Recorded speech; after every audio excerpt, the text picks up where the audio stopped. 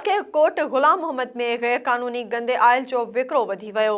SS news के reporter भगवान दास मूजिब कराची खां कस्टम चोरी कंदड़ आयल जा डीलर इंसानी जाननि सां खेॾी रहिया आहिनि।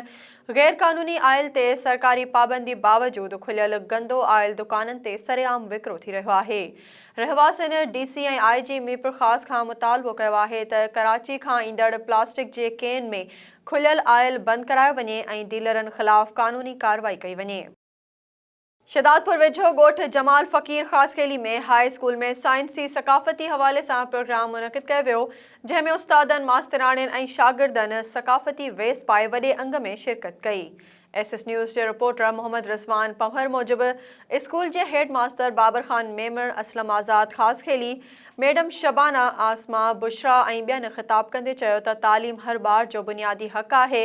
वालिदैन खे घुर्जे त पंहिंजे ॿारनि जी बहितरीन तरबियत करे सुठी तालीम ॾियारीनि। शागिर्दनि शागिर्दियाणियुनि तरफ़ां मुख़्तलिफ़ टेबलोस पिणु पेश कया विया। साइंस ते मॉडल, कंप्यूटर, ऑक्सीजन समेत ॿिया केतिरा ई साइंसी एटम ठाहे नुमाइश कई वई। बुहारा शहर में प्रेस क्लब के तावन सां कामरेड मोहम्मद उमर पलीजो जे नाले सां 2 ॾींहं वारो किताबी मेलो लगायो वियो, जंहिंमें सियासी समाजी शख्सियतुनि, सहाफ़ियुनि, उस्तादनि, शागिर्दनि ऐं शहरनि वॾे अंग में शिरकत कई। एसएस न्यूज़ के रिपोर्टर जावेद पलीजो मूजिब बुहारा में किताबी मेले जो पहिरें ॾींहुं इफ़्तिताह अब्दुल गनी अब्बासी कयो। उन मौके ते उस्ताद मोहम्मद खान कुंभर, अवामी तहरीक तालके मीरपुर साकरो जे सदर मोहम्मद इदरीस पलीजो, धणी बख्श लाशारी, सिंधु सोनारो ऐं ॿियनि शिरकत कई।